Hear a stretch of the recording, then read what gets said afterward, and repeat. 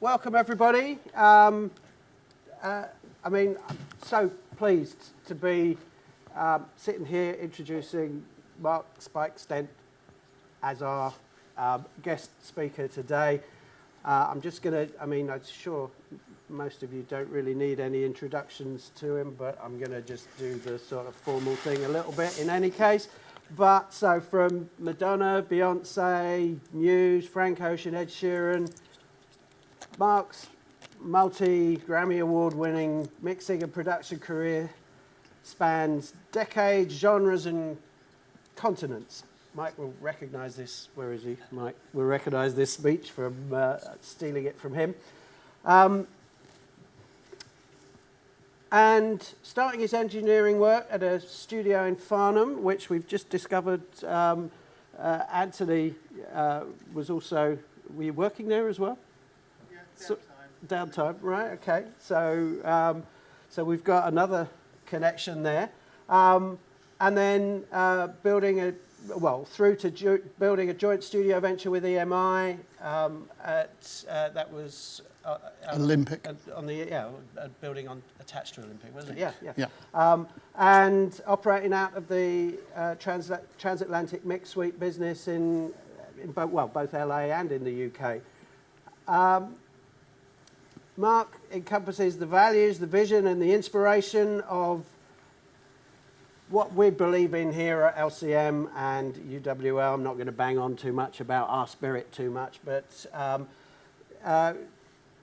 we're hoping that this is going to be a partnership that involves a lot of toing and froing and a lot of us being able to draw on your experience and your knowledge and helping our students with that.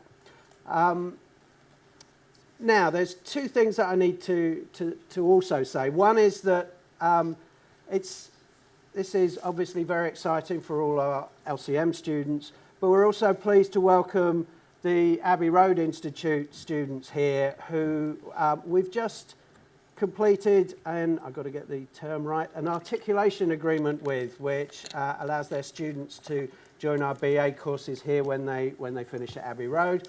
And so, welcome to all of you.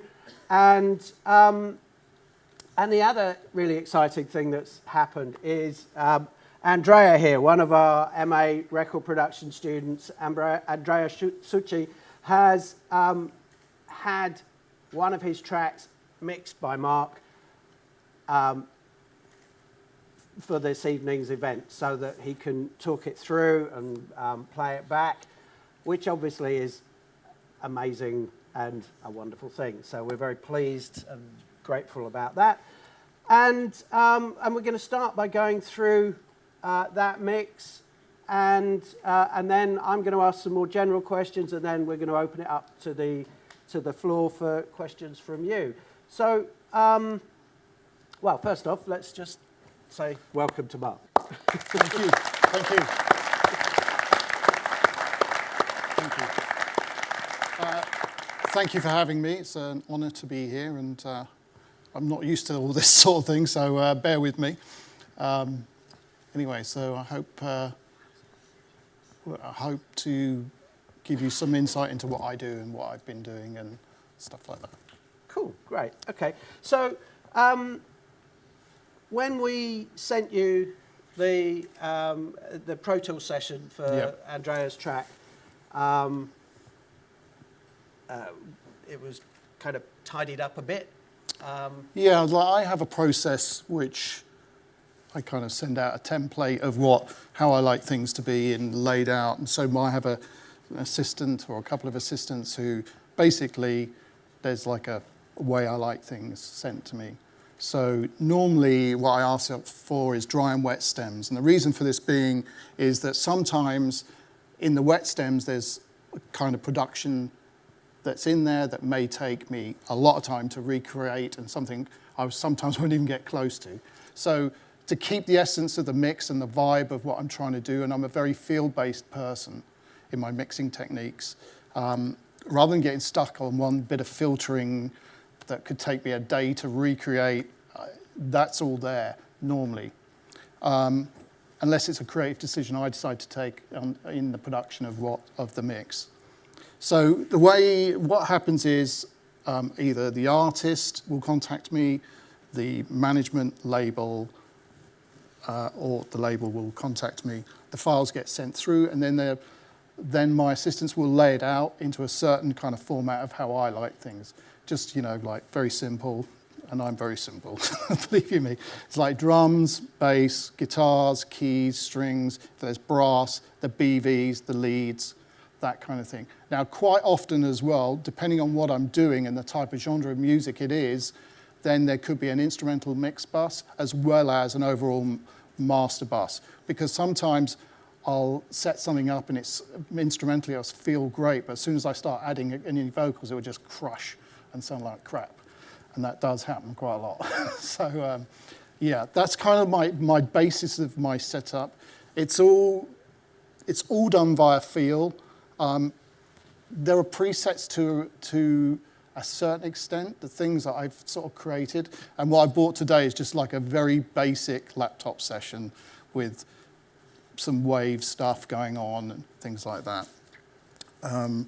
But generally, I'll add samples to the drums if I feel the drums are not correct. Any time issues are fixed and any tuning issues are fixed. And if there's arrangement thing that I feel needs to happen, that's done as well. But also the more important thing is you will find, or what I find is I normally ask for, once I've heard the song, there'll normally be a demo of the song and maybe 2 other stages I ask for, of like where there's a mix or there's something about the song where I'll hear, so I'm sent 2 or 3 versions. And sometimes in that sort of production process, the essence of the demo and the song gets lost. So I will go to those demo parts, drag them in, because I'll think, oh, okay, sounds to me like, hang on, those guitars or that keyboard part or that vocal's definitely better. We just got to retime it, sort out if the tempo's changed, anything like that needs to be done. Because basically it's about getting the best possible song, and that's to get the best mix. So I don't care whether which parts I'm pulling from, whether it's the demo or whether it's the master production. I mean, the problems that are caused because of that are not my problem. I'm just trying to get the best out of it. So yeah, that's like the basis of what I tend to do. Okay. Gavin, can we listen to the demo that, or the mix that Andrea gave us? That's a bit cruel to call it a demo, isn't it? But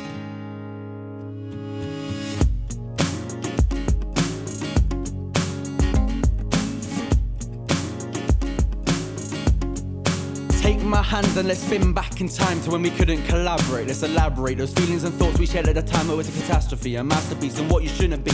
Now our heartbeats pulse and fluctuate until it comes to a stop. Then she falls into shock. Now she flees from the scene and she's keen to get over. She don't want to go back to when the feeling of hurt was such an abdominal pain. Now she's taking my hand and I know that there's something going up inside of her brain. It's like she's trying to escape, but I can't quite establish what she's trying to explain until I made out some words and then I try to replay. And if I was to turn back time, it would be 1965, and when the sun was shining bright and all those disco lights would die around 4 a.m. Stay up with me through the morning. I don't want to go to sleep, yeah, I've got music in my system. She's just a young girl in the late teens when it seems that lately she's starting to break down, but nobody notices. She plays a good poker face. It's cruel what the mind can do to such a beautiful girl in her elegant ways. It's like over time she starts to deteriorate, and it's a heartache feeling when you start to see this puzzle piece mayhem fall into place again. She wants to keep this close to her heart. It's like his words are a world and now she's falling apart. But maybe if he didn't say that one thing last night, she would still be alright. If I was to turn back time, it would be 1965, and when the sun was shining bright and all those disco lights would die around 4 a.m.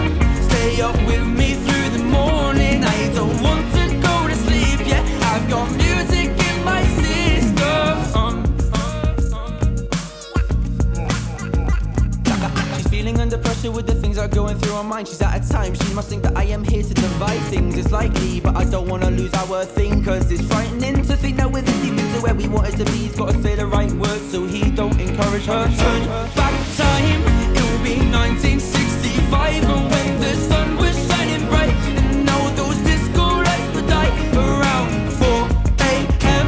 Stay up with me through the morning. I don't want to go to sleep yet. I've got music in my system. Turn back time, it will be 1965, and when the sun was shining bright, and all those disco lights would die around 4 a.m. Stay up with me through the morning. I don't want to go to sleep yet. I've got music in my system. Okay. Now, hopefully, your output is going to be in stereo. Let's hope so. Okay.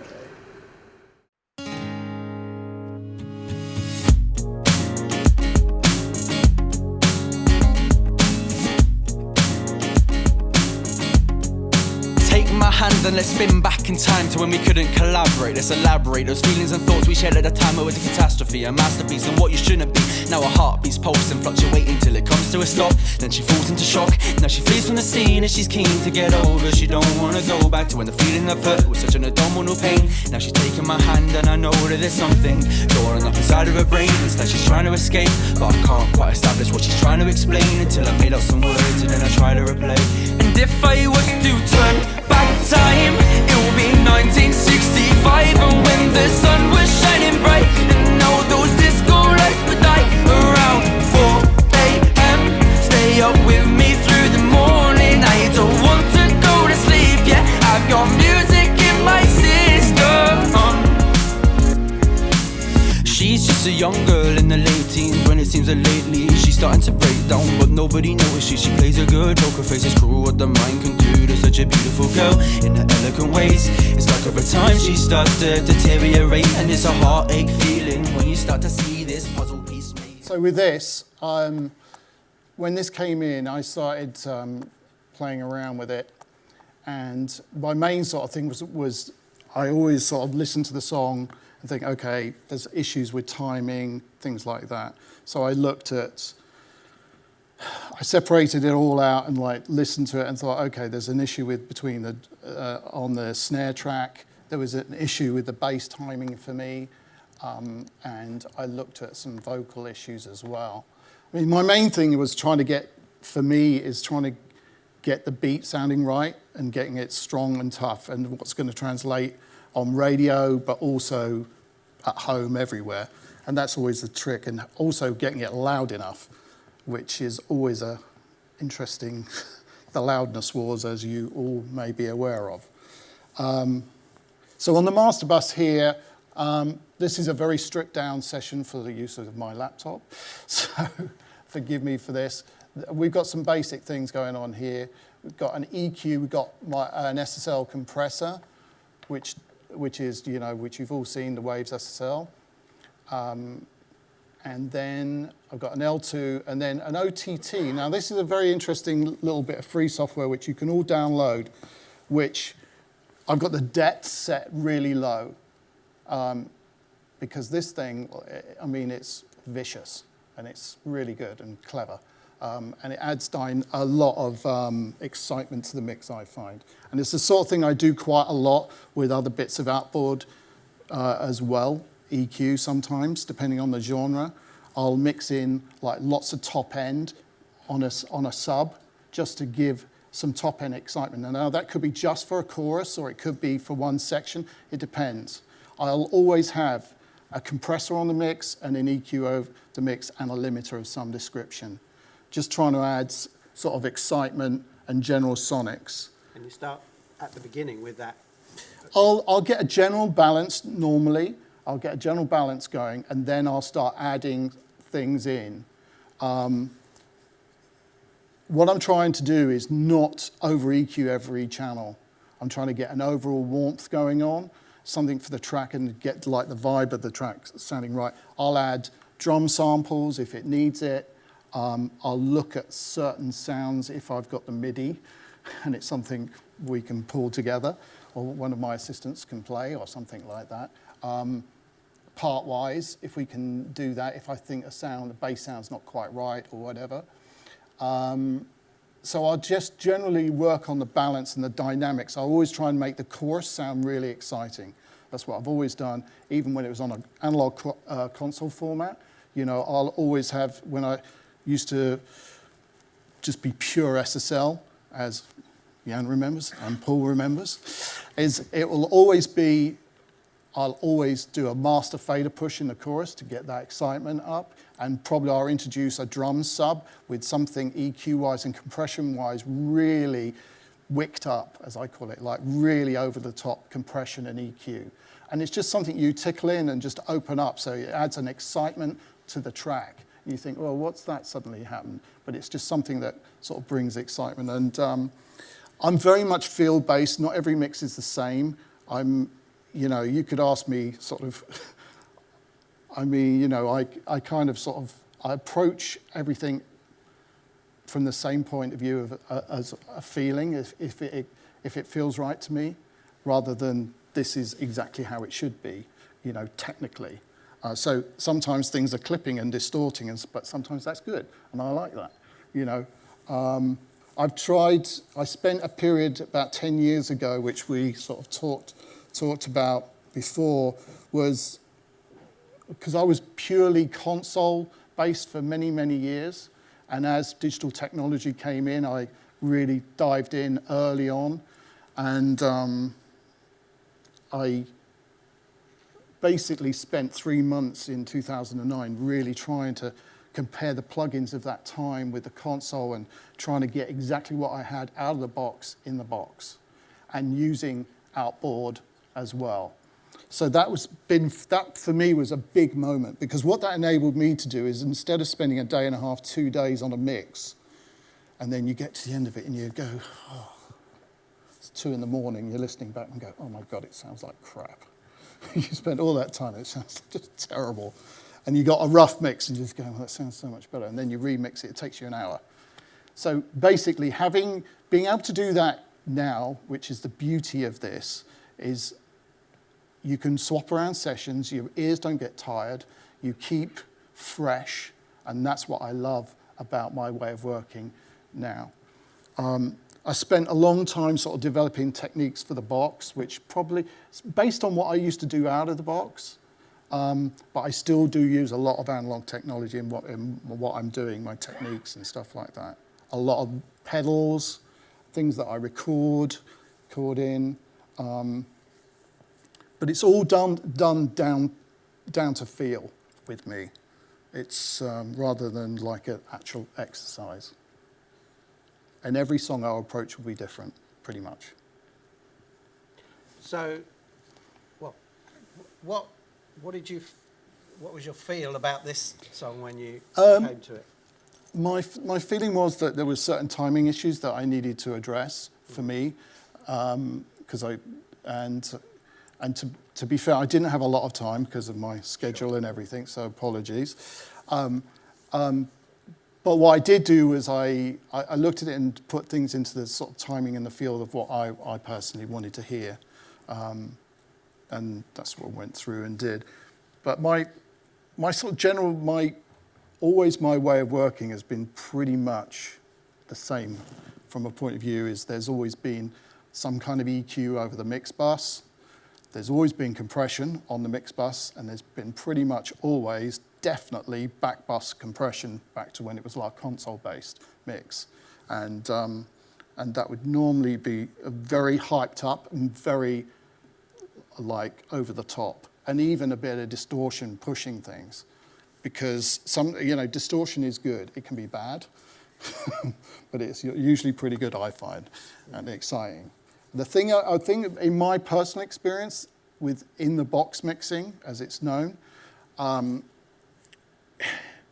think you really have to push the limits of the technology to get an exciting mix, I personally find. Now, maybe that comes to other people differently, but that's just my personal feeling. Mm-hmm. And so, as far as, I mean, you were saying, you want the chorus to jump out on things. And I mean, one of the things that you've talked about before, I think there's a Sound on Sound article with a list of kind of 10 tips that you created, one of which was mix different sections with different kind of spatial feels. And did you do any of that with this, or? Not particularly, no. I have to say I didn't with this. Oops. But normally the one thing I do, which I've always pretty much done, is push the master fader in the chorus, because that adds excitement. It's a bit like those 60s and 70s records that they used to speed up in the chorus. Do you know what I mean? And that was the whole thing about, I like the tempo. Suddenly the drummer gets faster, and that's because they want it a bit more exciting. Yeah. And so my thing was to turn the volume of everything up, so that rhythmically it make the track moves a bit differently maybe, so it feels like it's getting more exciting. Right, okay. And I suppose the other thing that I found kind of interesting about reading about the way you work is the, again, this might be something that's kind of a bit old now because the interviews are quite a while ago, but was the fact that you said that you use delays much more than reverb as far as space is concerned. Yeah, I mean that's something that I guess throughout my career I've sort of changed the way I do things, and I think that maybe I use less delays now, or maybe the same amount, but I'm definitely using, I feel taste-wise in the last few years, I've started to use a lot more reverb than I did for like probably in the 90s, maybe late 90s. But I'm starting to use a lot more reverb now. Maybe that's because I'm getting old, I don't know. But I just kind of feel I'm going back that way a little bit more. I mean, I kind of, mixing for me is like anything. It's just, it goes through I go through different sort of periods of trying different things, and if I'm feeling something or someone wants like a Motown feel to a track, then I'm going to use plates and chambers and stuff like that. I mean, interestingly, the studio I work out of in Los Angeles, East West, has got some of the most amazing sort of chambers that I've ever come across. And these are incredible things, so I'm able to tap into them, which is quite good. Or we sort of dart in late at night and sort of patch in and record stuff through them. Really good. And A&M Studios in Los Angeles has got some amazing ones, and of course Abbey Road here, as we all know. But definitely I'm privileged to be able to use East West stuff, that's an incredible recording studio, by the way, everyone, which you should all see sometime. Yeah, okay. And you've also sort of talked about from a process perspective of starting with drums and bass and then going straight to vocals as a process. Is that something that you do a lot? Yeah. I mean, I guess I think maybe I used to do that quite a lot. I mean, it's like, I think I've said it before, maybe in some interviews, where to me, I'll get a general feel for a mix. So everything's kind of in a basic kind of balance, static-wise. And then I'll sort of like cut everything off. I mean, I work in subgroups, so which I'm sure a lot of you do, is like, so I can just sort of turn sections of everything off now and again. But to me, being able to get, so once I get a general balance, is trying to get the feel of the rhythm track, which is, it's like the foundation of a building. If that isn't rock solid, you're completely buggered, because nothing is going to sound good, as far as I'm concerned, unless it's like it's a very ambient style track. But most things I do, it's normally starts off with the drums and bass, and if that's not feeling right, then we're all in trouble, usually. But yeah. I mean, you talk a lot about feel. Yeah. I mean, is feel, how much does it come from timing? How much does it come from? I think it's when I talk about feel, it's more about the feeling it gives me, as long as it feels right sonically. And, I mean, with studios, as we all know, or with your home setup or whatever it is, there's some basics. If your room doesn't sound good, it doesn't matter what you try and do, it's going to be really difficult. Whenever I've walked into control rooms and the rooms sound good, it makes it so much easier because you can hear what you're doing. And I've had many problems with studios of my own that I've built where I've had to learn, I've had to rip, like my studio at home here in England, I've had to rip out, it's on its 3rd generation. So that took a long time to get right because the sonics of the room, there was standing waves, there was all kinds of issues. So that's why many, many years ago, I decided that I'd choose a room. If it sounded good, the mixes sounded good, I'd stick to that room. And that's why I spent all that time at Olympic. I moved around and built my own room at Olympic, which obviously Jan knows very well.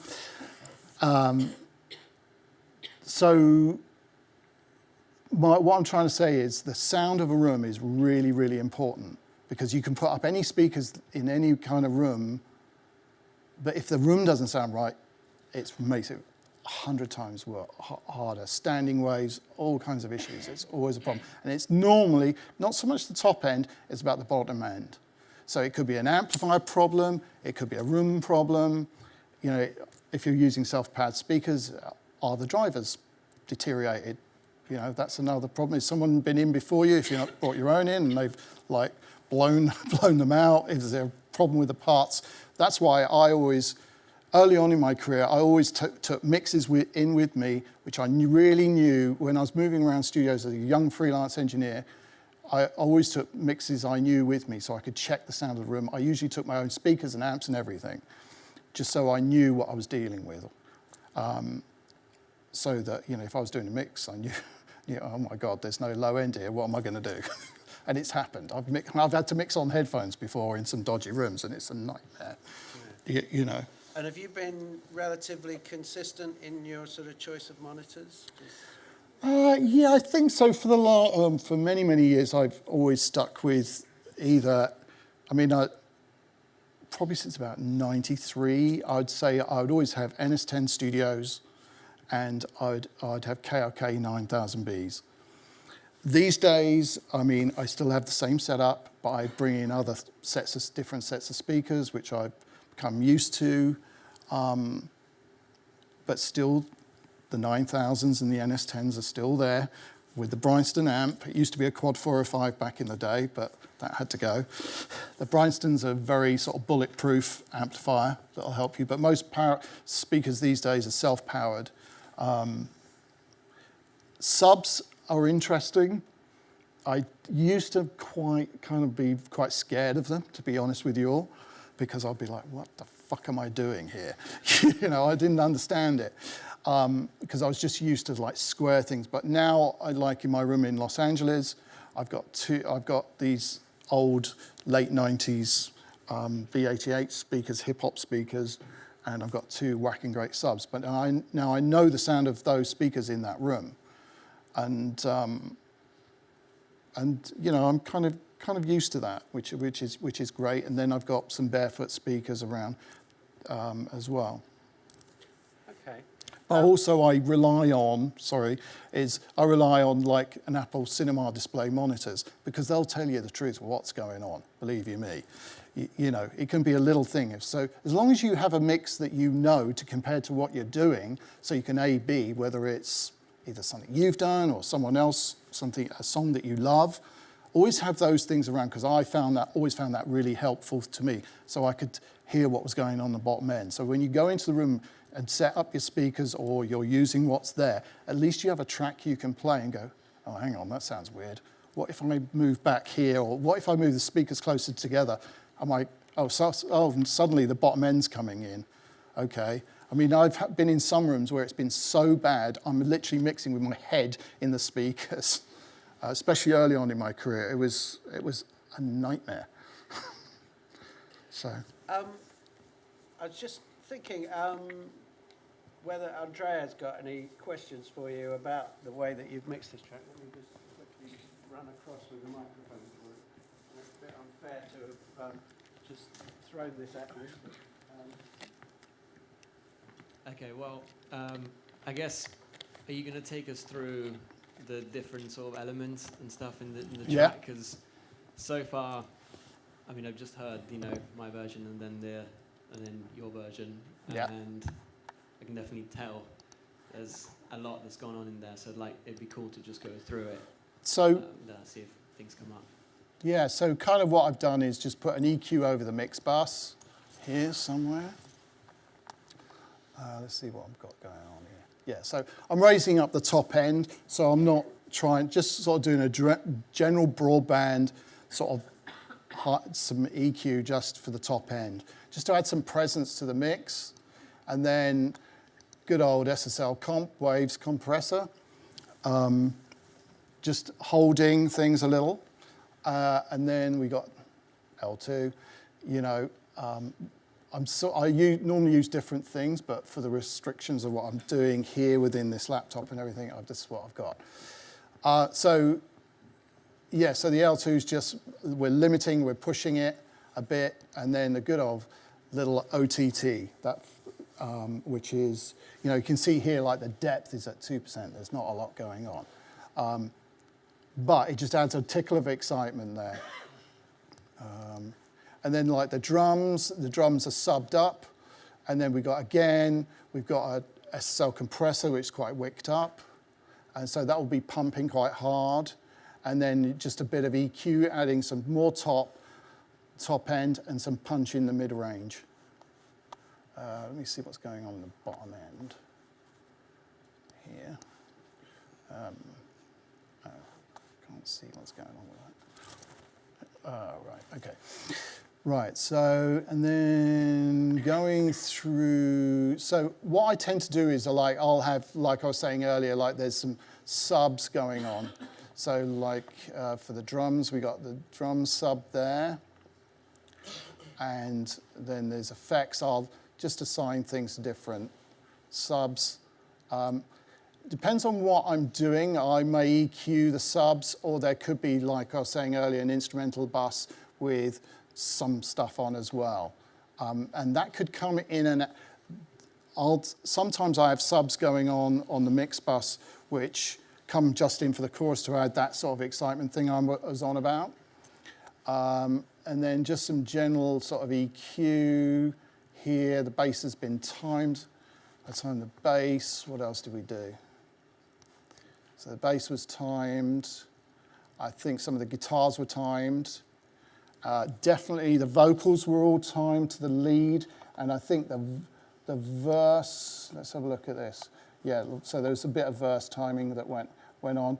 The chorus BVs were all timed up because, no disrespect, they were slightly out for me, and just sort of the feel that I was trying to do. So in a mix, I'm not afraid to change stuff up. It depends on what the song requires, right? And never lose sight of the song just because you don't like a kick drum sound or whatever. Try something different, of course. But always keep in mind the song. The song is the most important thing for me, depending on what you're doing. So this is just like a very sort of basic kind of thing I brought with me here. Okay. Any thoughts you want to?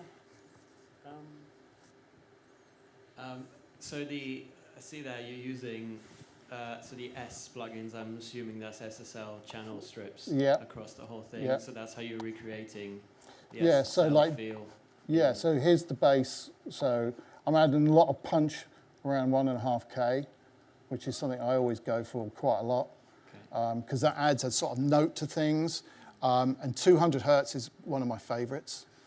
And that adds just like bottom end wise. If you find like modern mixing, I found, this is just my personal thing, is that if you add too much, I used to add loads of sub to things, right? Because I was into sub frequencies. But actually now with everyone's got subwoofers, whether they're in cars, wherever. And it's just, when I used to do mixes in that sort of approach, one, I can't get the mixes loud enough, and two, like it just blows everything up. So now it's more about keeping the bottom end tight and punchy, so that when you take it into your car that's got a subwoofer or whatever kind of system you've got at home, it's managed. a lot easier. Go on. You mentioned at the beginning that there was, well, that for you it's very important to get the beat to sort of sound like, you know, it should for commercial radio and things like that. Mm-hmm. How did you feel that the beat was? I mean, in this particular track, it's all processed samples. So how did you feel it was when you received it compared to sort of where it should be? Well, that's just my my thing. Yeah, I mean, to me it felt good. I think there was a problem with for me personally, the snare timing and things like that. I seem to remember I moved that. It was like, I think about 15 mixes ago for me when we set this up. I tend to do a lot. I tend to move things around timing-wise to do with feel. If it doesn't feel right to me, I'll change it. I'll change the timing of the guitars or whatever. You know, don't be afraid. If it feels wrong, there's an issue. You've got to fix it. You've got to make it right for you. Because this is something in your careers, you're going to be sort of being asked to mix things or present things, and never be afraid. You know, you've got to be bold. You know, that, I think just show yourself, be yourself. Sometimes that's a bit scary, but I'd say just go for it. I've always gone for things. Took me quite a while to get things a little bit right. But, you know, you'll learn. You're going to learn. You're going to make mistakes. We all do. I make them still. You know, don't be afraid. You kind of got to go for things. Check things on multiple systems, headphones, buds, whatever it is, check it. Have a listen in your car. Just being able to separate yourself. Go out of your studio, go and listen from the hall, because you'll suddenly hear a song with a different perspective. You go, oh my God, where's the snare drum gone? Why does the vocal sound weird? What's with those strings? You know, in different genres of music, you'll see different approaches to mixing, and I go all over the place. So you'll find, let's say, on a hip-hop track, it's all about the drums, the vocals are way back, and the instrumentation tends to be way back, and it's all about the 808s. But I'm not making the 808s too big, because if the 808's too big, it's going to blow up the subwoofers. So the trick is trying to get that balance right. So the kick's pumping, like maybe the snare's back a bit, and if it's like got a trap hat or whatever, that's quite high in the mix. And when you're kind of adjusting timings on things, do you how do you approach that? Do you kind of go extreme and then come back from it, or do you? Well, you can go, God, does that feel right? No, there's something wrong. And so you can look on the grid to see if something's out, or you just move it until it feels right. And I tend to be a field-based guy, usually. I mean, you've got to be careful with if you're doing a live if you're mixing a live performance. You know, if you start moving timings of things, you're going to get into, it's quite difficult, because you're going to get into issues with bleed and things suddenly going out of phase if they're not in phase, if they are in phase, issues like that. Mixing live stuff post-concert it is quite difficult. Yeah, I'll come back to phase a little bit later. Phase is a big thing. I've got a question, but before we do that, something that occurred to me was we were talking just before we started about the difference between the US and the UK sound, and we were talking about it historically as well as that when you moved to the States, you had to change your approach a lot. Yeah. And you, I mean, one of those things presumably is genre, but it's also, there's a sort of culture as well, presumably. Yeah, I mean, I used to do, from the early 2000s on, I used to do a lot of records for America. So when I sort of went over with my family to do a record in 2007, and we decided to stay for a while, I kind of felt the first couple of mixes I did, first few mixes didn't work out, and I was a bit confused. I was like, what the fuck's going on here? And I had to sit down, and I had to relearn things, because what I realized was the sound of the radio there and the sort of records I've been doing, which were great and unique before I went there, actually what radio and what the labels and everyone wanted was slightly different to how I thought it was going to be. And maybe at the time I was a bigger fish in the pond here, but over there, it felt like starting again. And it was really good for me because it really fucking made me go, shit, I've got to get my stuff together here. Because I thought I completely fucked it all up. Sorry for my French, but I'll just be quite, and that's the truth. And so I had to relearn a little bit about what I was doing and how I was approaching things. And like when you're doing an urban mix, I was so used to English pop where the vocal would be so louder than anything else that actually the drum track would be being pushed back. And really there, it's all about the drums, the vocals are way back, and everything else sits back quite a lot. And they don't want busyness. And it took me a little while to get that together and realize what was going on. It was same with rock tracks as well. We all think of rock tracks and we think, like, so it's the guitars and the bass is somewhere down here and the drums are there, you know. And you always think like the guitars are way up there going noise, noise. But actually over there, American rock tracks, actually the guitars are quite back. And it's about the drums, the bass that's sitting down here, and the guitars are way back, and then the vocals are somewhere here in between. And it's kind of interesting, you know, it took me a while to get what was going on, and now I've sort of found my way a little bit, thank God. But it was quite scary for a moment because I thought I'd completely lost my mind for a while, you know, because my mixes were getting rejected and I didn't understand why.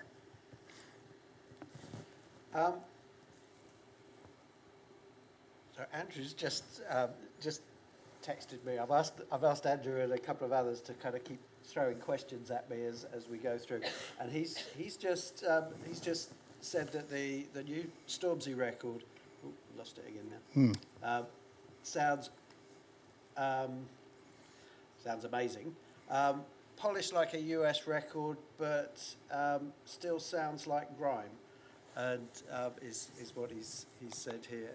Well, Stormzy's a unique artist and he works with brilliant producers, and you know he's what makes this country great musically. I think, you know, I had a very small role to play in it, but it was understanding kind of what they wanted, and you know. Is there something about that American sound? That maybe. I think it was me being aware of American hip hop and that kind of thing, although I don't do hip hop daily, but it's being aware of that. And I think because I had a sort of relationship with Atlantic, and, you know, they sort of entrusted someone like myself. I did a couple of singles and they obviously loved what I was doing, and then that sort of led to the whole album thing.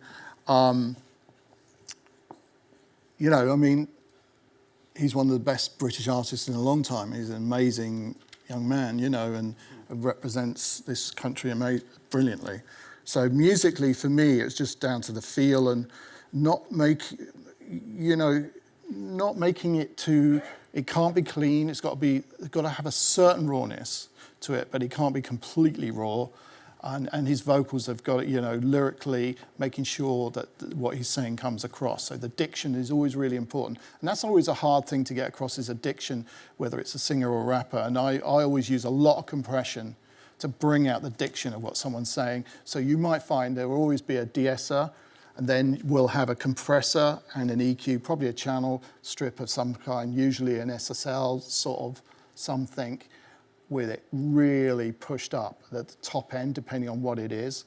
And then I'll have maybe another de-esser trying to manage any issues that aren't being caught by the main one, because I tend to like mixing my vocals quite bright, which brings out all that stuff.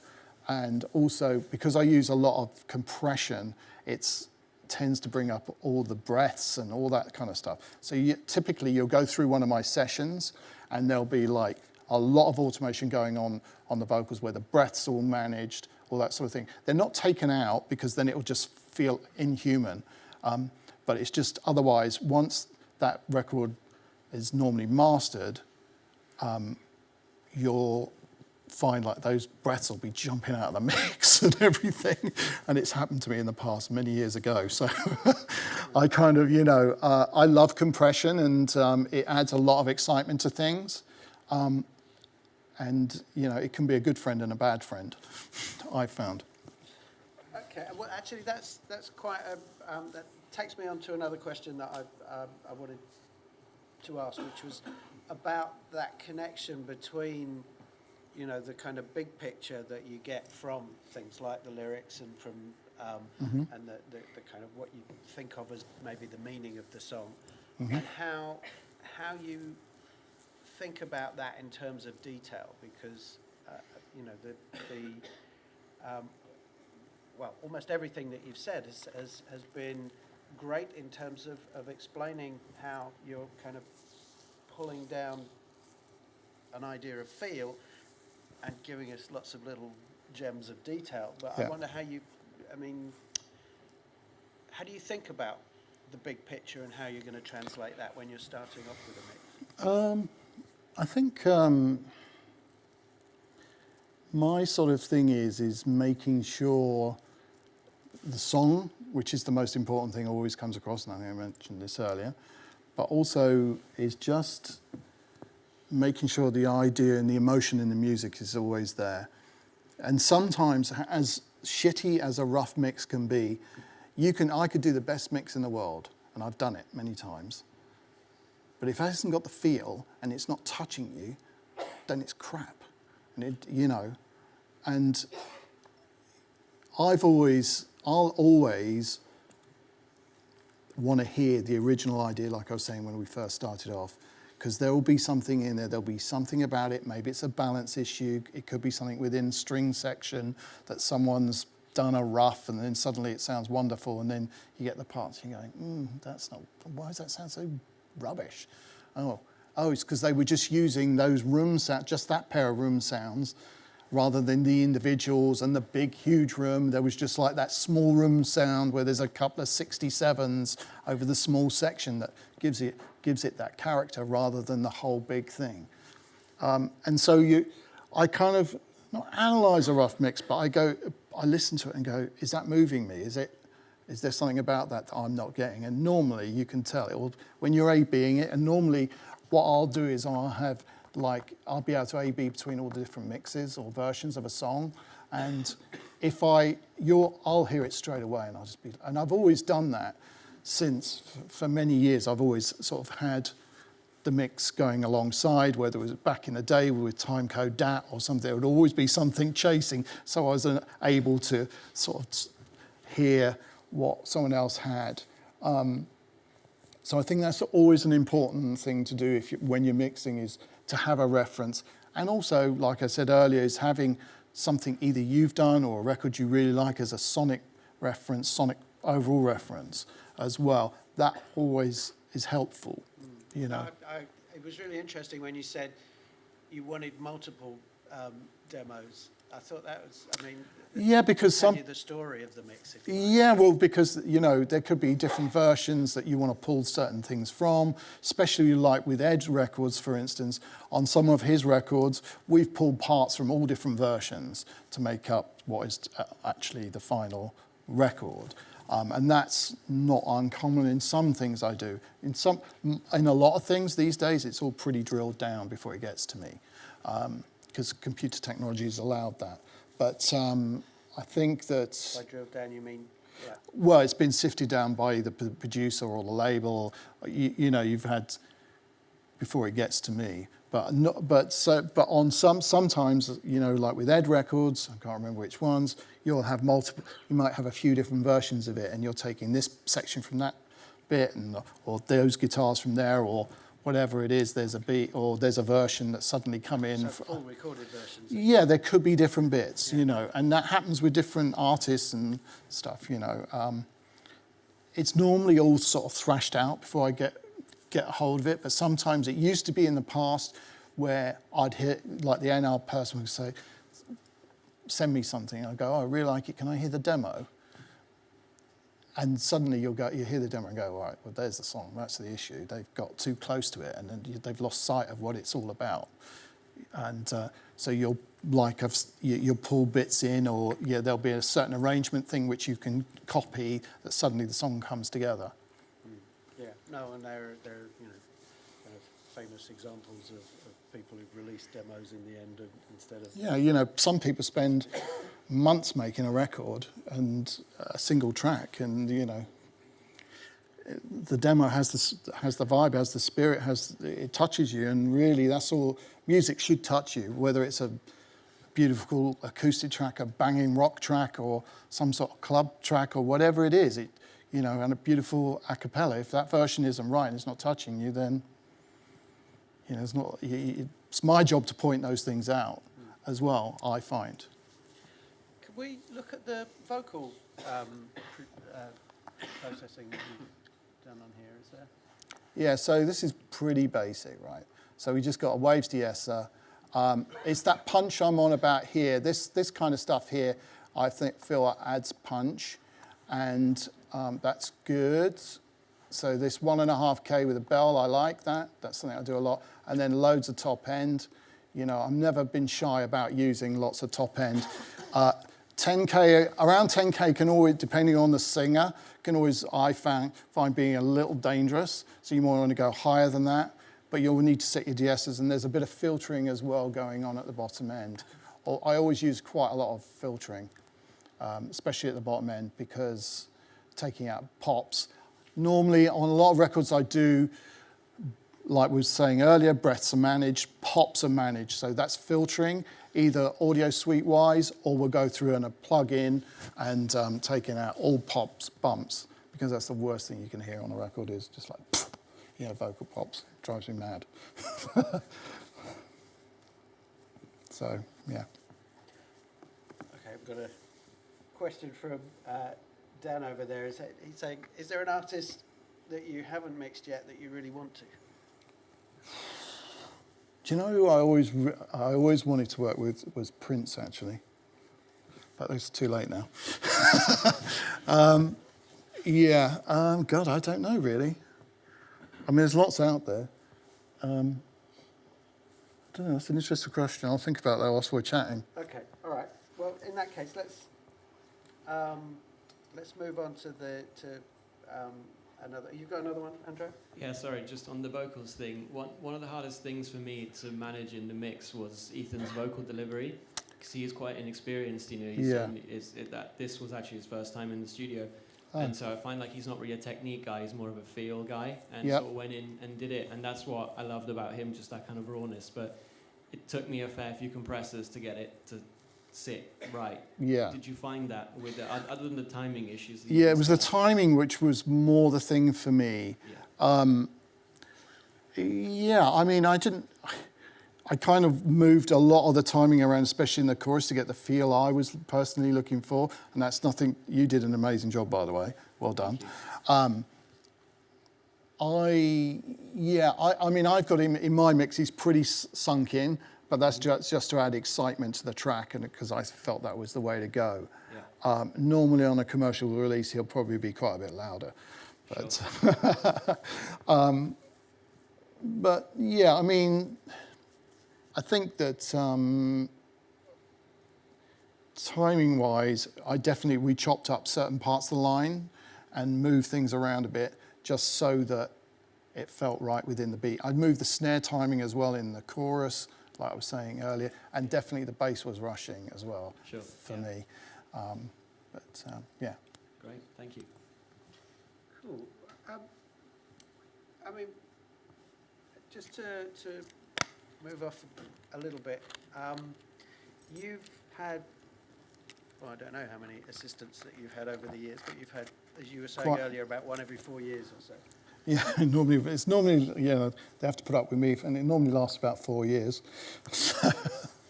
And they've all moved on and become mix engineers and producers and so forth. And some teachers, nearly. So, I mean, in a way, you know, we're an educational establishment. In some ways, you're kind of, you've been an education for those people as well. You've been a focal point for their education.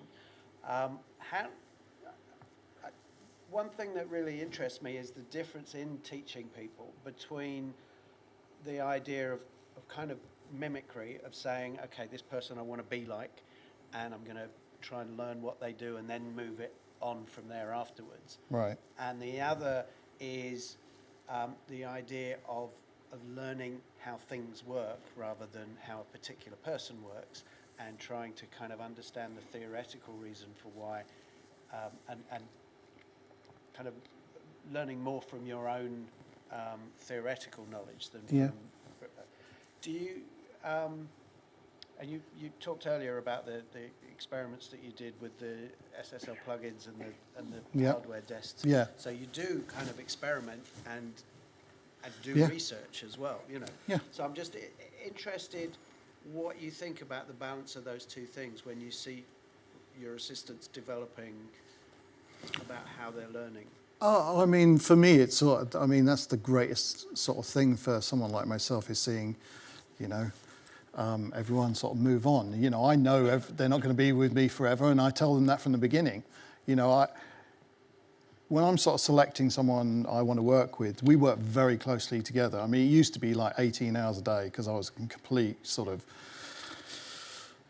studio junkie, as I used to call it. And I, you know, we'd spend a lot of time, more than I spend with my wife even, you know what I mean? And so I need to be able to get on with someone, and they need to be able to understand what I'm trying to do. And, you know, I mean, I don't sort of go out my way.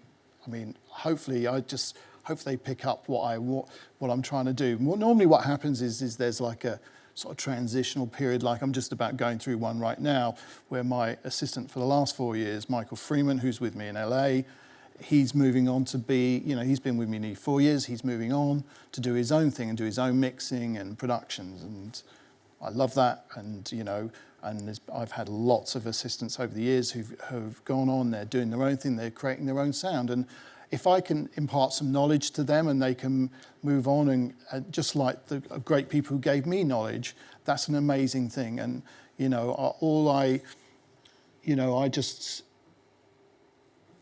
my role is, you know, they work for me and maybe they learn some stuff, I hope they do, and then they can go on and create their own sound and then teach everyone else. I think that's really important, you know, is being able to share.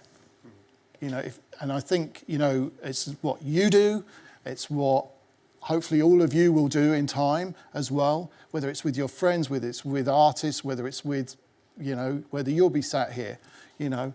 My thing is that when I work with someone, an assistant, we work very closely. There could be, like now, a bit of a team going on because of the amount of work we have and managing sessions and the whole session requirements, the delivery requirements, which I can go into a little bit,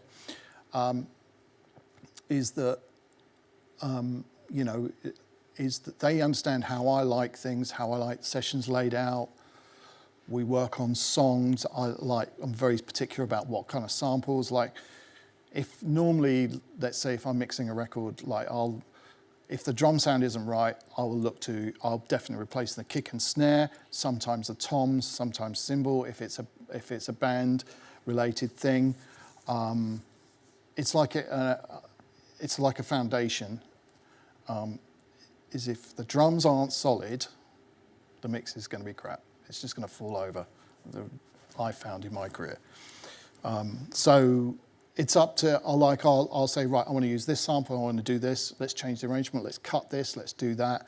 I want to pull those vocals there into that section there, dupe those guitars that are there over to here, or that keyboard part, or let's you know, filter the drums in this section, and let's do that. So there'll be, you know, the process normally is they'll set up the sessions, I'll tell them what samples I want to use, or if I want to change something, that'll happen before I get my hands on it. So when I get my hands on it, it's kind of like in a place to start, and then I just sort of go at it.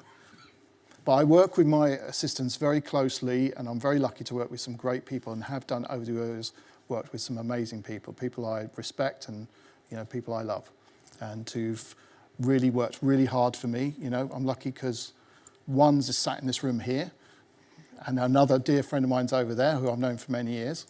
So, you know, I can definitely say that hopefully they learn something from me. You know, and then they go on to sort of do their own thing, and just like I did, you know, you go on and you discover and you try, you work out your own techniques, and you don't just think, well, is that what Spike did? Would he do that? You know what I mean? It's like you find your own route, and that's what I had to do when I starting off. Yeah, I examined a PhD once by a guy who's a heavy metal mix engineer, and he talked for a lot. You know, he talked about these kind of 3 stages that he had in his education of, for the first part of it, kind of thinking about techniques and, you know, and then he came to a point where he thought he had the sound he wanted, and it was basically about kind of copying 1 or 2 people and sort of distilling that into his own style. And then he said, you know, and then I had this kind of epiphany of, I actually need to go beyond thinking that I've got a way of doing things, and in a way, I think it sort of relates to what you were saying about coming to each song afresh, or at least having a different approach. And he said that was, you know, when he felt. Mind you, he might have had a third epiphany since then, but but he was saying, you know, that was when he felt he grew up as an engineer, that he really kind of felt he. I think the thing is, the lessons I've learned in my career is that you should never think, wow, I've made it, you know. Fuck that, that's a load of old bollocks. You've got to keep pushing hard, pushing yourself. Whenever I've sort of rested on my laurels, it's always gone wrong for me. I think you've always got to push yourself as much as possible and challenge yourself, whether it's if it's working on a style of music that you don't feel comfortable with. I think you've got to try things, and you've got to experiment, and you've got, like, I'm lucky because I work on a very diverse sort of styles of music, and I take little ideas from records I worked from many years ago that pop up in my head as I'm mixing something. I go, oh, what if I tried X, Y, and Z? You know, I've always been about, like, depth. I like the 3D kind of thing, like looking into something. I don't listen to the lyrics too much. That's just the way I am. I'm into sound, I'm into sonics, I'm into, like, getting, can I see through the mix? Can I see the things at the back? And I'm not talking about, like, stage perspective or anything like that. I'm just like, I like depth of vision. I want it to feel like, sometimes if it's, you know, it's like just looking into a mix and being able to pick things out. And that's sometimes quite difficult to do without making it too clinical and harsh. And I feel that, I think my mixes have got warmer and less clinical, I hope, over the years. And it all depends also on what kind of music you're doing and what the artist and what the label want. So, you know, I could mix a track for the same music for multiple artists, but the label and the producer, depending on who it is, will have a different opinion, you know. So you're trying to keep as many people happy as possible. I'll always give over my first perspective, and then they may be attached to a certain thing, and so I'll always take in people's thoughts, and, you know, because that's my job. Yeah, well, but I mean, your reputation really came from being someone who brought your own vision or sound to other people's work. I hope so, you know. I mean, I've always tried to do things a little differently, not maybe knowingly so. I've just always been, I'm always been interested in experimenting, whether it's with guitar pedals, drums. Like in the early 90s, I used to, like, put drums through guitar pedals. I still do it now. You know, you're all lucky because you've got plugins to do this. It used to be back in the day, I had to do this with an SSL console with things firing through, you know, guitar pedals and having to record them in, and, you know, just trying to get things to work that way to create different tones, and, you know, getting space echoes to work properly and all that kind of stuff, and doing live effects to tape so they were recorded, you know. Has that become more difficult when you're working with someone like Ed Sheeran or someone that's a kind of superstar, who people are managing their sound much more closely, perhaps? I don't know. Is that something that do you still feel the same sense of freedom?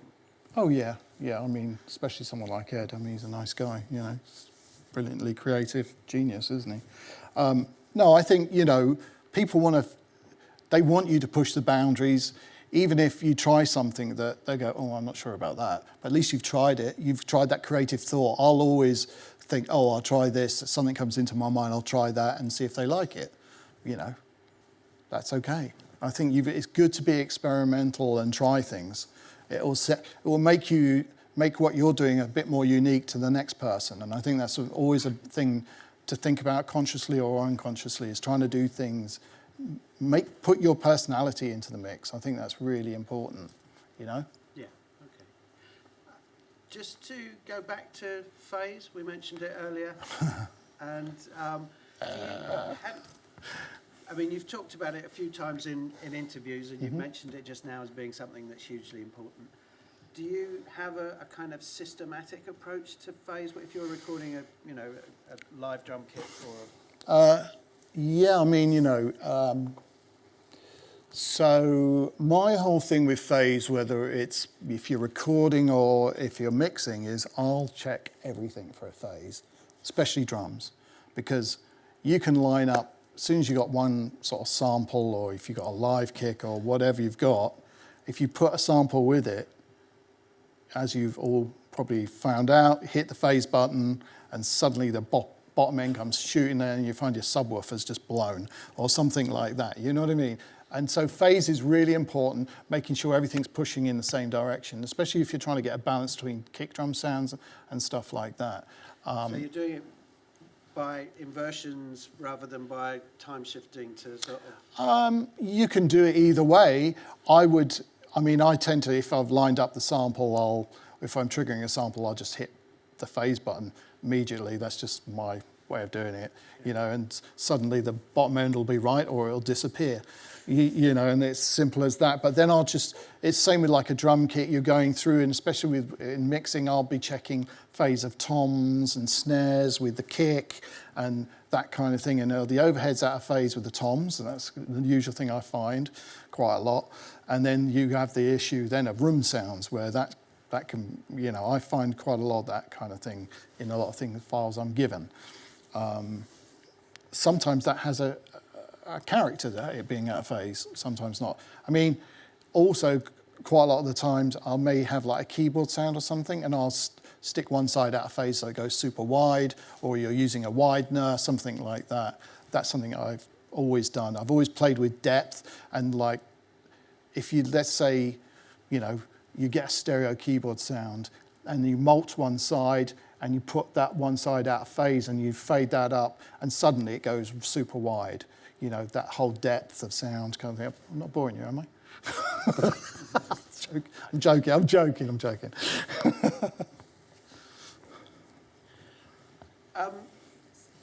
Sorry, I'm just getting messages from people. Which actually, one of the questions is really interesting. It's a bit of a kind of lurch sideways, but I think it's a good question. Is how does it feel to be studied? Because quite a lot of people in this room will have not just kind of read all the interviews that you've done, which is not that many in any case, but there are, they'll have done that. But they'll also, Andrew and Dan there have both, I know, done complete lectures on your mix techniques, and it's it's not just here as well. It's everywhere. People are. Well, it's an amazing honour. For me, I've just always been the same sort of. I love what I do. It's not a job what I do. I'm very lucky. I work with the greatest thing, music, and I'm able to play around and experiment, in a studio. I'm like a kid in a sweet shop. I've done the same thing since before I was 16 years old. I was lucky enough to be given a break to work in a recording studio, and I mowed the lawn. I worked in the studio in the evenings, and I was given a break at Jacobs in Farnham. Now, the route to studios somewhat similar, maybe a little bit these days, but maybe not back then there weren't these brilliant institutions. There was only one, and I wasn't bright enough to get into it, or what I was told. But, you know, I sort of feel that it's very flattering, and it's an honour to be here and just talk about what I do every day. You know, I'm very lucky. I have an amazing hobby that I, you know, get rewarded for. Do you think of yourself more as a that what you do is? Well, I don't want to differentiate between craft and art, but do you think there's I think you're more of a? Do you feel like a musician? Do you feel like a? I'm not sure if I feel like a musician. Someone said many years ago a sonic architect, which I always thought was quite cool. I just feel very honoured to work in music, you know, and hopefully people like some of the mixes I do, and you know, it's not a job to me. It's a love. It's a passion, and it's something hopefully, as long as my ears last out, I'll be able to do for a very long time. You know, it's the greatest feeling. You know, I never forget the first record of mine that I actually mixed fully. I remember hearing on the radio, probably a lot before some of you were born, 1985. I walked into a sweet shop in Notting Hill Gate when I was working at SARM, and there was a record that I'd worked on and mixed and on the radio. So for me, that was a huge moment, that sort of sudden rush of like, fuck, that record's on the radio, you know, and it was an amazing feeling, you know. So, you know, I'll never forget that feeling, and even still to this day, you know, I hear things I've done and go, oh, that sounds all right, okay, that's good. you know, and that's the beauty of music, you know. We're all really lucky to be able to be touched by music, and you know, as long as my ears hold out, I'll keep going.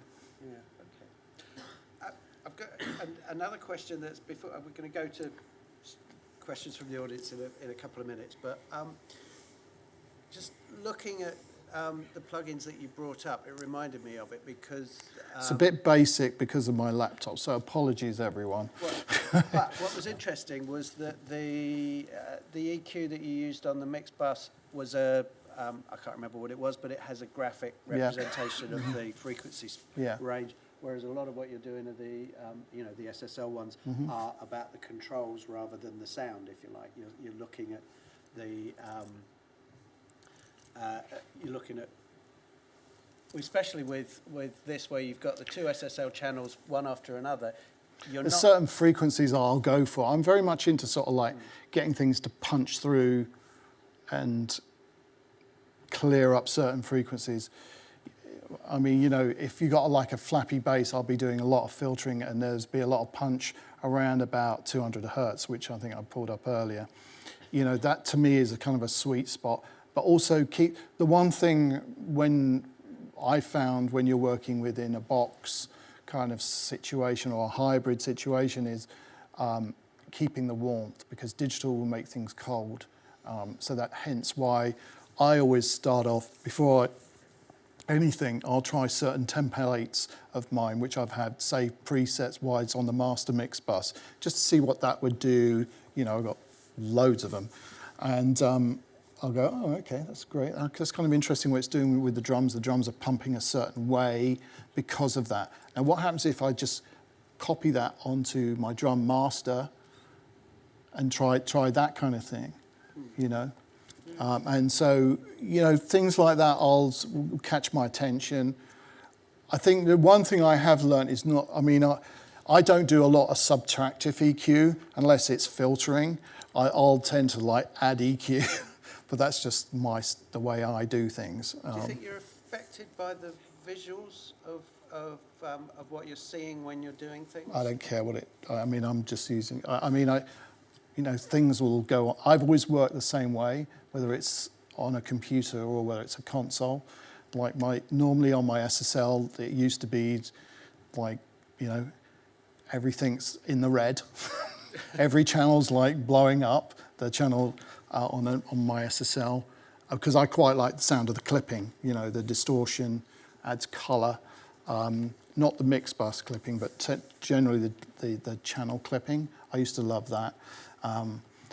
And, you know, just being able to, it's all about colours and stuff for me. And I remember once being on a session for, and I was just brought in, I was just doing the vocals for someone, and she was doing a live take for this film, and there was a huge orchestra, and like 90-piece orchestra, and so I was sat at the control and I set up her microphone, and I was like, the usual thing I did with her, set her headphones up, the whole lot.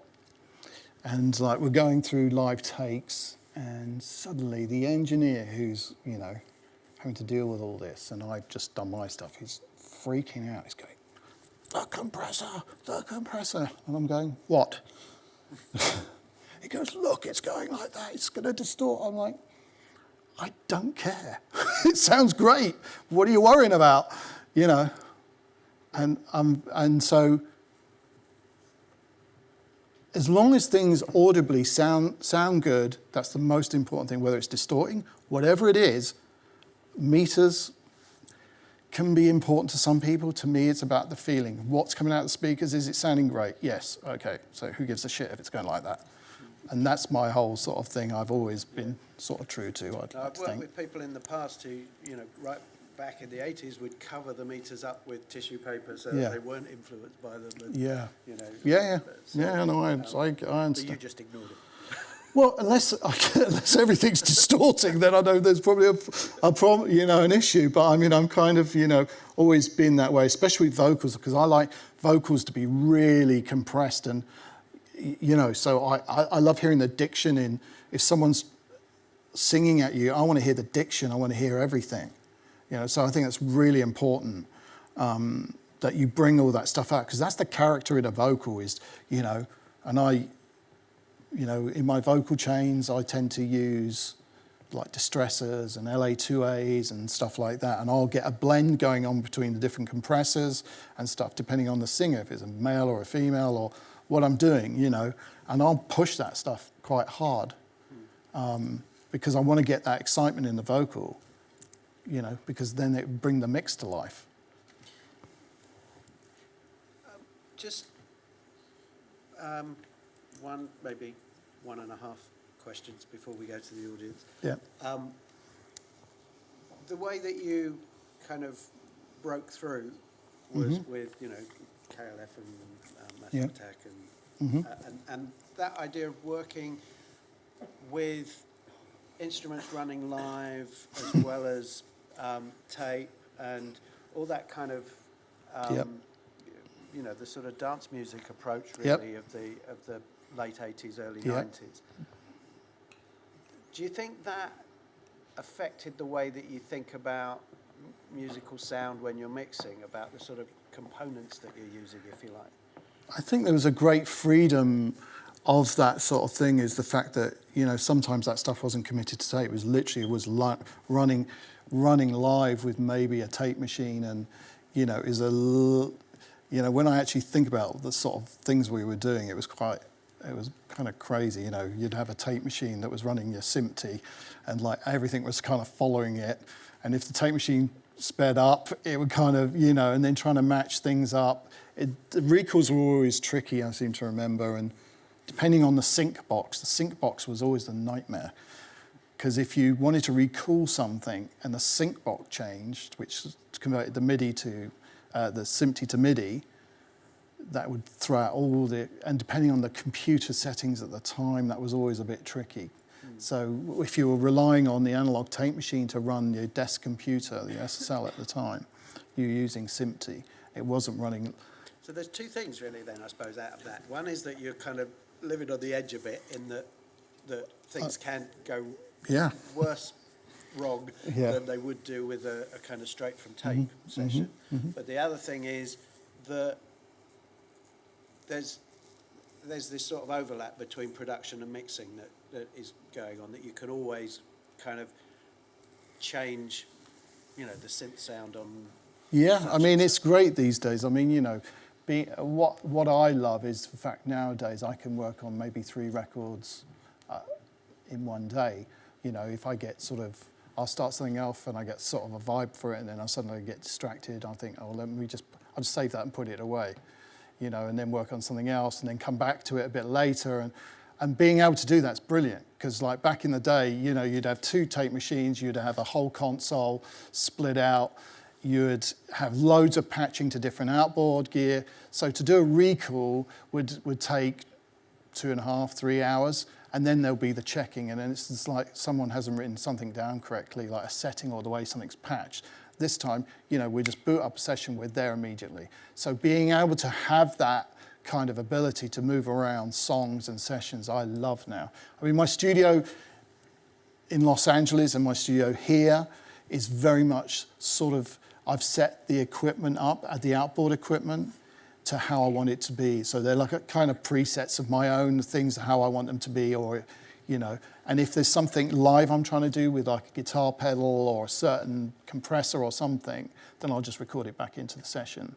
That way, I can instantly, I could pull up a mix that I did 4 years ago and it will come up straight away, exactly the same. So if you're actually performing things with the pedals or stuff, I'm recording it back into the session, yeah. It all has to go back into the session. That's really important. Okay. Well, I think probably it'd be a good time to see if we've got any questions from the audience. I'm guessing there'll be a few. James did suggest that he would run around with the microphone. Andrea's got one, but we've got another one here as well. So is anyone burning with a question over here? Hiya. Hey, thanks for coming down and talking to us. Oh, Very nice. my pleasure. Merry yeah, Christmas. Merry Christmas to you. Enjoy the holidays. Merry Hanukkah. No, I was just wondering, because I was looking at the way that you did the setup for the way you did the setup, and I was just wondering whether you were usually cramping effects onto a single channel or copying over, or mostly like sending through a lot of buses. What was your workflow that you felt was more effective? Depends on the day and how I'm feeling. So I'll sometimes I dupe up vocals and I'll put different vocals on the duplicated track, that kind of thing. Sometimes I'll use auxes, which is a good way to do things. It depends. I can get lazy sometimes, so I'll just stick a plug in on. Because sorry. And then I'll like mix it back, and I'll probably automate certain bits of like a reverb length for a chorus will be different to the verse, and I'll do automation that way, that kind of thing. Yeah, because I have a bit of that approach where it depends on the days, and I tend to find myself going back to a session very confused with why the hell would I ever do that? And somehow it sounds kind of good or decent enough that I decided to print it. But there I was like, maybe it's better to develop a way of always doing things so that you have, I don't know. I think you'll develop, you know, over time, everyone develops their own style and way of doing things, or through it. I think the important thing is the experimentation is everything. And, you know, there's pretty much not a right or a wrong way, you know, and I think that's one thing I've learned throughout my career is, when someone says it's the wrong way, it tends to get my back up a bit. makes me go a bit more left. So you know, you'll find your way of working, and it's all about experimentation. And so I've found my kind of sort of route to working. I'll always, though, if there's a new sort of plug-in or there's a new bit of outboard that I've got, I'll always experiment. You know, it's just what it is in me. It's because it's really important, I think. I think it's really important to push yourself. It doesn't matter how successful you are. I think you've always got to push yourself. I know, because I don't want to be lazy. You know, I want to like try and get better each day. You know what I mean? I'll push myself. You know. Sweet. Cheers. Yeah, no problem. Hope that answered the question. Yeah. Thank you. Hi. Hello. All good? You all right? Yourself? Yeah, I guess so. It's a bit nerve-wracking, really, to be honest with you. Really? Yeah. Do you do this often, or? No, definitely not. my question was how involved do you get into the production? Really, like, do you talk to the producer? Do you talk to the artist? Oh yeah, no, that's a really good point. I will, depends who contacts me, I will normally always speak to the producer and probably the artist to get their perspective, or definitely the A&R person, or management. So it depends how it comes to me. I mean, I like to get everyone's kind of opinion, because somewhere you'll find your way through a mix through them. And normally they'll be like, right, can you send the mix to these 3-4 people, and you'll get notes back. And I think the thing to do with notes is be open and listen and be prepared to make changes, whole changes or just small tweaks. You know, like today I was working on 3 different songs before I got here, and I spoke to the artist who I'd sent one off to, who loved what I'd done. He had a certain kind of couple of very small notes that were really important to him. And so it's my job to make sure that he's happy, because it's a bit of a cliche, but that record, after I finish, it's there forever. So I've got to make sure that artist is a new artist, and it's really important to new or old artists that record's right. And that's my job, to make sure they're happy, and it will be yours when you are doing these things, you know? And it's something always to remember, it's there forever. Thank you. Cool. All right, there was something. You talked about working with Stormzy on his new record. Yeah. So I was wondering, what was it like working on the new Harry Styles record, and how different is that, going from such different genres and different artists? It's a good question.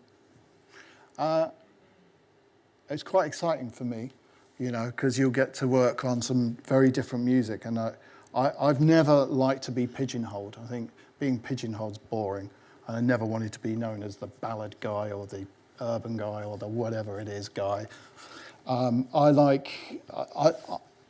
love music, whatever it is, you know. So my approach to those mixes would probably are completely different, and that's just something I've learned in time. Whether that's something that the particular artist, what Harry or the, you know, Kid Harpoon, Tom, wanted at the time as the producer.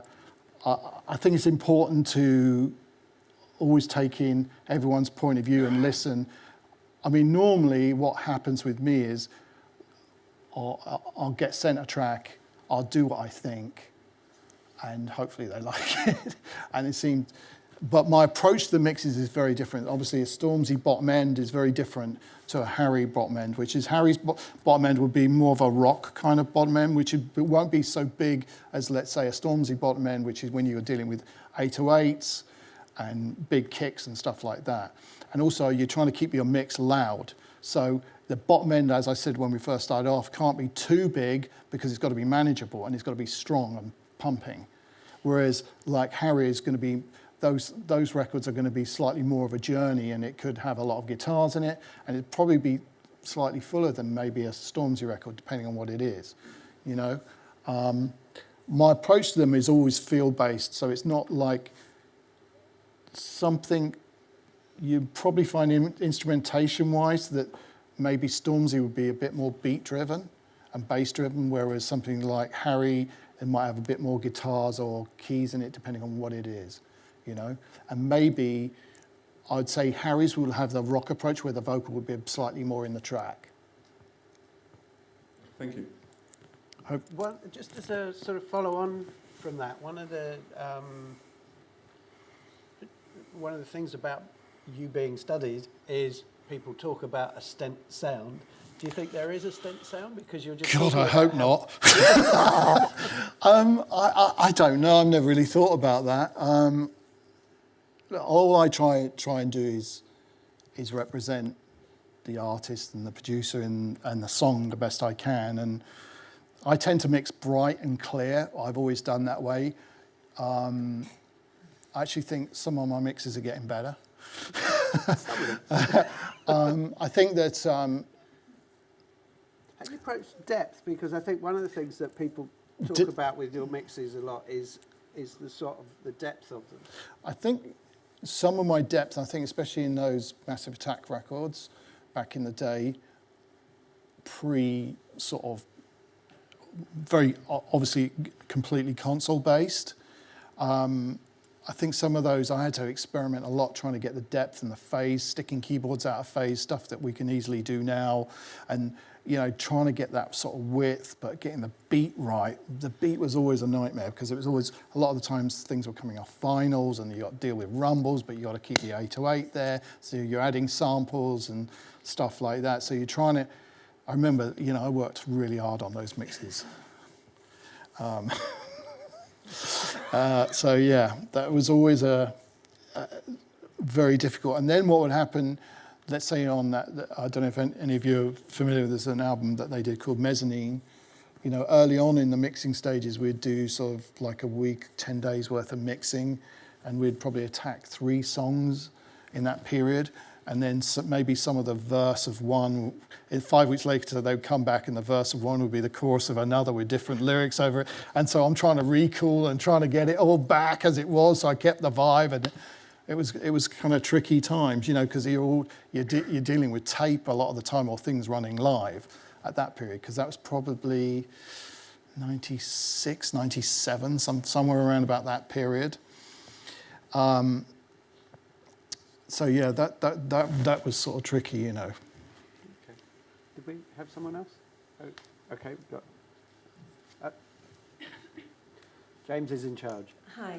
Hello. I've got a question. Have you ever rejected any artist at all? And if you did, what was the reason? Yeah, I mean, rejected is a harsh word. I've said no to things, because of time. You can only do so much, and I've got a family, and I used to spend too much time in the studio away from my family. So I've turned down things. I mean, I turned down the first Coldplay album because I was I was exhausted. I was finishing off an Oasis album, which was very challenging to me, something I was sort of co-producing with a band, and it was a very challenging period. And I remember having a meeting with them prior to anything sort of coming out, where I was just completely exhausted and trying to finish off a record with Oasis, and they'd spent some time in the studio, and I just gave them my opinion, and I couldn't do it because I was just too so. And there's some things that I just don't feel are right. I'll say no to if I don't think I can do. If it's something that already sounds great and I don't think I can do a good job, then I won't. Then I don't think there's any point. If there's something that already sounds good, if it's something I can bring something to, or that's always the thing. I mean, my thing is I always do things because I love them, do things because it's challenging me, maybe musically it's not the best thing for me or whatever. I try and stay true to myself, and I have a lot of friends who I do things for that maybe I wasn't so into the music, but there's a relationship there, and I don't know, I love what I do, so I'm very lucky. I work on all different things. I think if you're, as a producer, more involved, if you're involved in a production of a record and you can bring something to it, and maybe the song isn't quite right, but maybe you can bring a different, fresher perspective, I think you should just go for it. And and you're just learning. It's all about experience. And especially now, I wish I knew I could go back 20 years.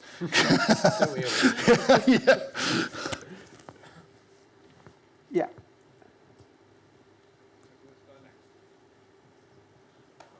Hi. Hi, Mike. It's Timothy here. Hi. Thanks for coming. Cheers. My question is,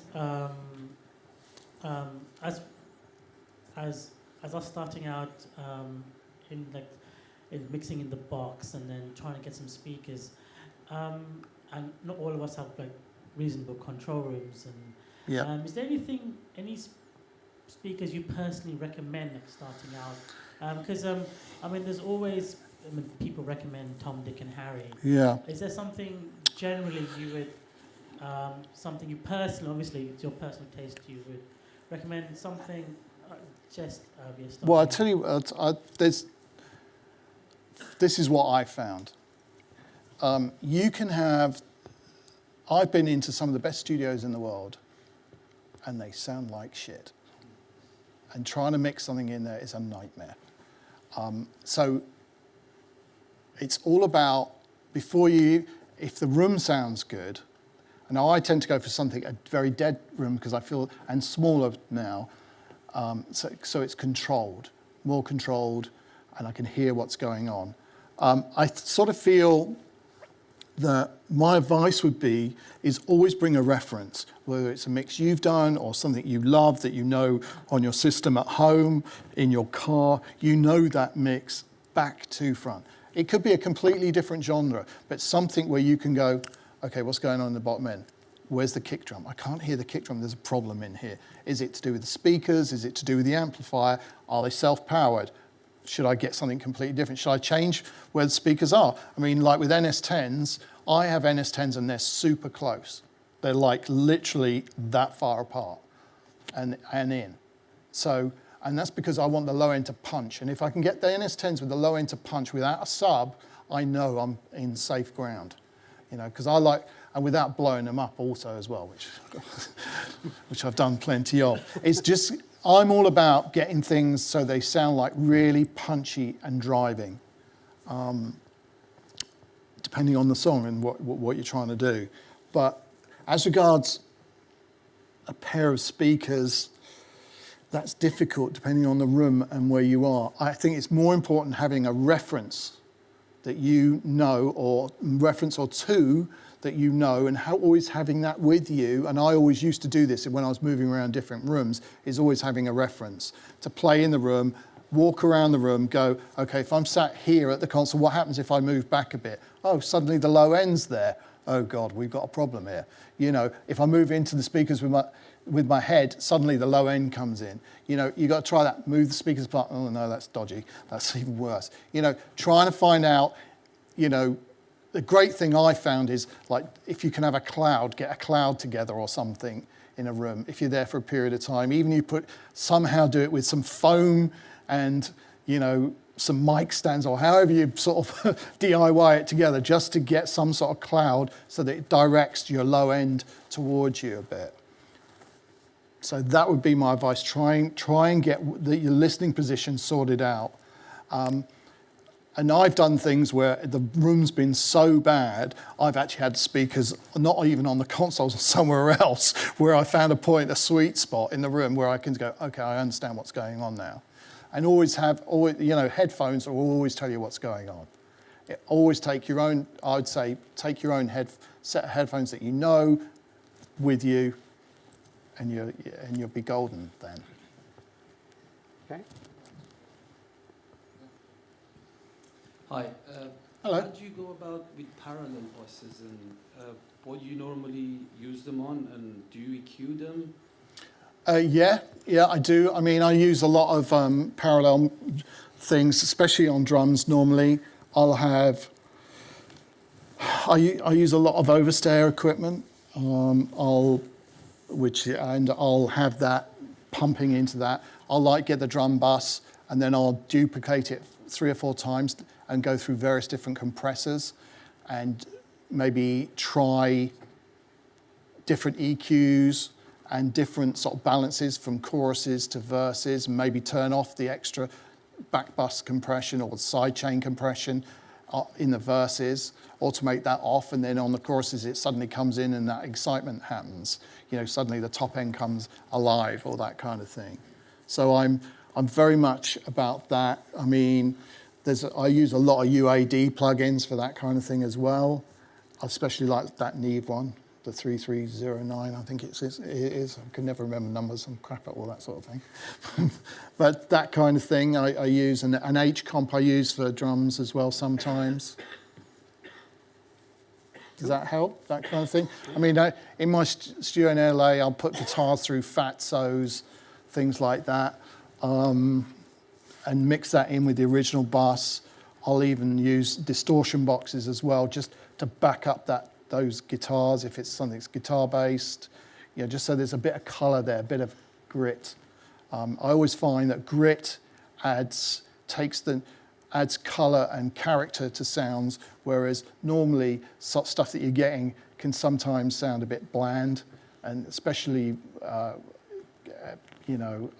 things in the box can tend to sound a bit too clean. And I think really what it's all about is trying to make it sound as musical and a little bit dirtier, trying to de-clean it. So any kind of analog, on a lot of my mixes, there's an analog mix bus going on with different plugins that create an analog kind of feeling to the mix. And certain compressors I use will help that as well. But then, you know, if it's something like guitar, something rock-based, I'll use that a lot. If it's something urban-based, I won't use that because it's too slow. I want it to be fast and attacky in that kind of respect. Pop can be, there needs to be a warmth, but a clarity, probably quite bright as well in the mix bus. Someone up at the back there? Good evening, hi. Hi. Vocal microphones. There's a few kind of deified ones like the C800G or a Telefunken whatever valve one. Yeah. Are there any kind of common ones that you most find with really, really big pop artists that get used? And then kind of further to that, are there any other things in a vocal chain? And obviously it's going to vary artist to artist, but yeah, if money isn't an object, what are the kind of best? Well, I mean, I always used to go back in the day with Madonna. We always used to use sort of a Sony CG800, a Sony mic. It's a brilliant thing. But then I've got these kind of old Neumann mics as well, and they've got different heads in them, CMVs, and they added sort of character and stuff. So I'd record different kind of mics for different tones for different sections, maybe, depending on what it is. There's a lot of great mics out there at the moment, for very, like Warm Audio doing some great things, I found, and I've just bought a couple of their microphones. I've got a Corby convertible myself as well. I mean, I've got lots of things. I mean, I love Cole's mics on drums. I mean, Cole's are incredible mics. I love that, the 4038, I think it is, you know, the ribbon mics, brilliant. I love all that sort of thing. I mean, also a great one for rock vocals is an SM7, which you all probably know about or read about. That's a great microphone for rock vocals. It's very direct, very punchy. You know, 58 it might not sonically be the best microphone, but there's something real about it with a singer, especially with a rock singer. It will suddenly come to life, and you can have the most expensive valve microphone, but a 58 will suddenly, there'll be a realness to what's going on. I found in my career anyway. Does that help? Hi, this is actually a bit of a continuation of that, but talking about specific vocal, Liz Fraser, Massive Attack Teardrop. Yeah. I mean, she's got an amazing voice and very particular. She's not someone who articulates in different ways. She's very individual. Yeah, amazing. Yeah. Incredible. I mean, how do you handle recording her vocal, but also particularly mixing her vocal into such all that layering which Massive Attack has going on? Yeah, I mean, that was a long time ago. Yeah, but from memory, I think, you know, for someone like Liz, you're probably dealing with quite a lot of sibilants as well, and trying to manage that. So you're like being able to never be afraid to, I mean, what I do a lot is I automate like a de-esser quite a lot, go around cleaning up breaths, which we talked about at the beginning, that kind of thing. I think just so that, and what I'd also consider doing as well, so you could have a vocal super bright, but maybe dupe the vocal and send it into reverb that's quite dark. Right.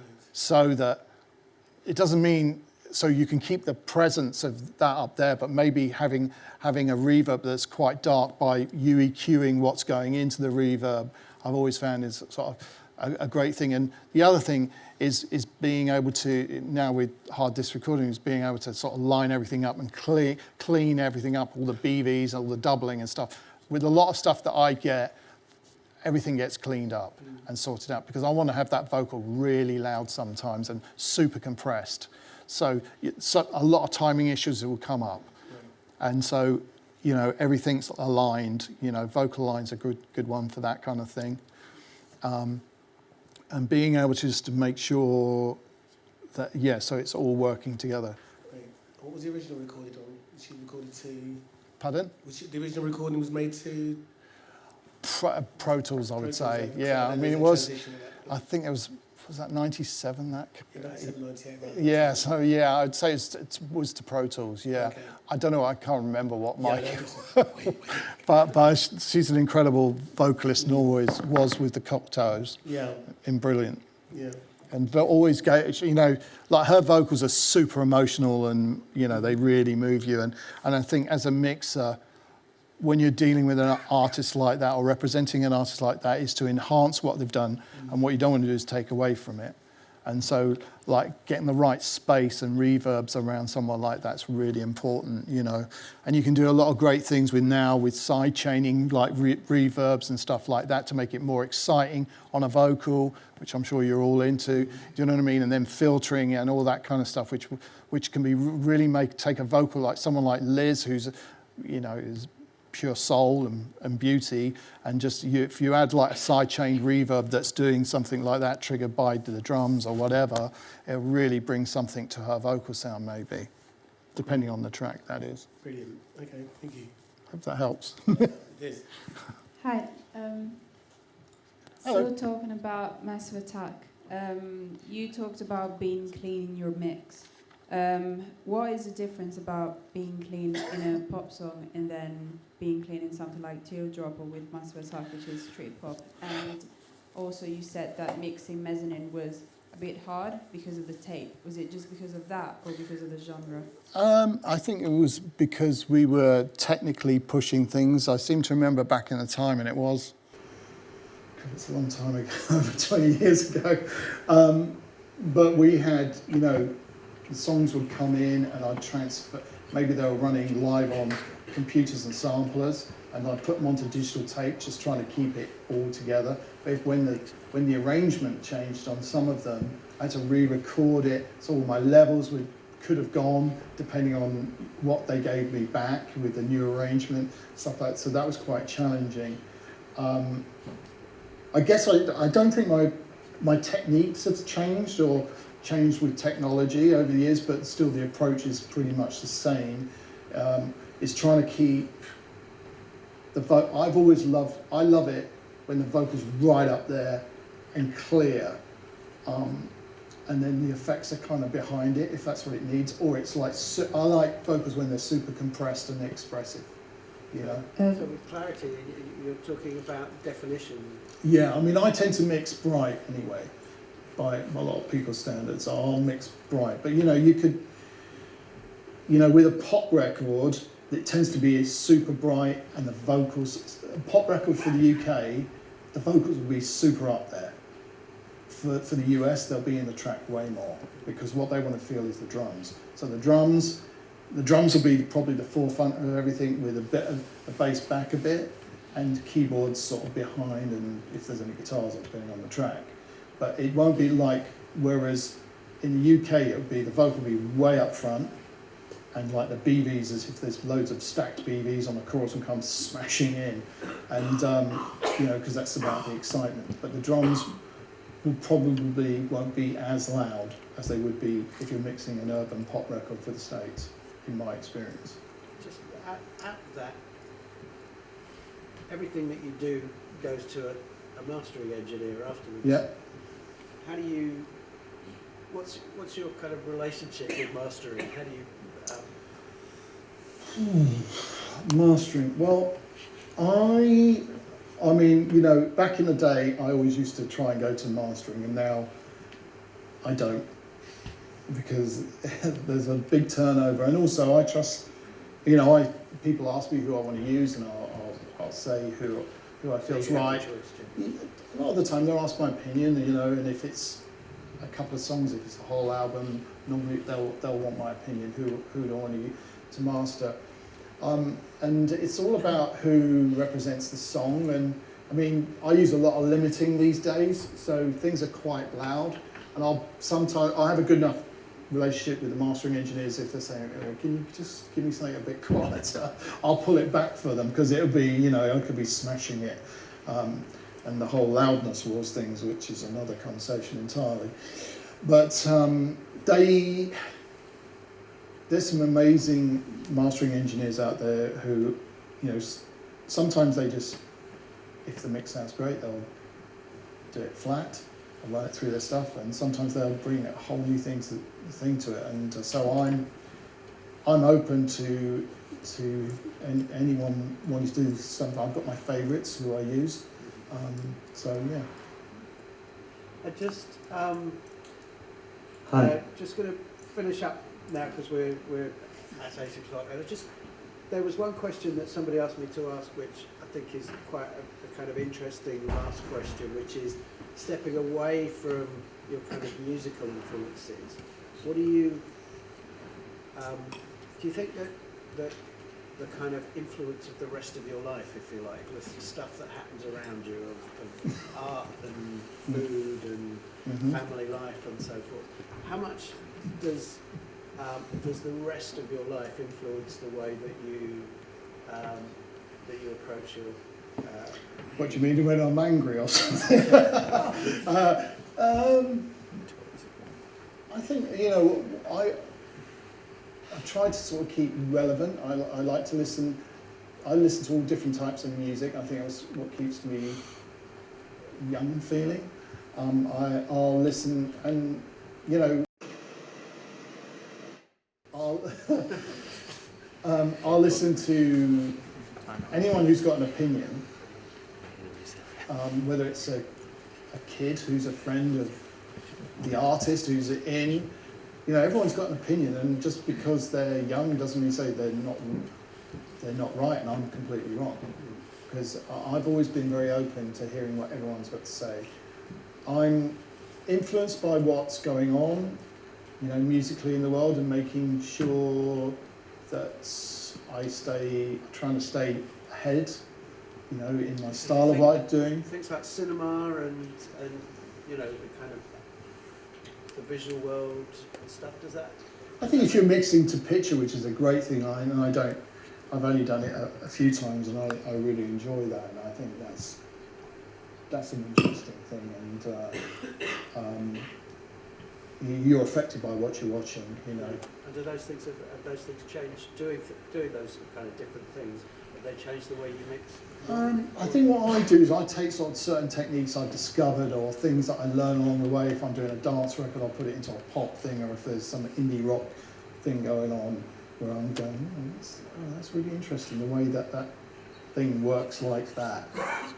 Or you know, something in the memory banks will pop up where I'll just go, oh, okay, maybe I should do this, try this here or that. I think the thing to do is always push yourself, and hopefully I've always managed to do that, you know. I think you just got to keep pushing and trying and never give up. You know, it took me many years to try and get somewhere. I think that was my phone, actually. I think the thing to do is someone said to me when I was very young, never give up, and always keep pushing on, even when I just thought I was doing everything wrong, or you know, I wasn't you know, I did some mixes that didn't work out, or you know, never give up, analyse it, find out what's going on, try and understand what's going on. Technology will help you, and there's so much wealth of information now that wasn't when I first started. And you know, you're all lucky to have been part of this amazing establishment and are part of it. You know, so I think.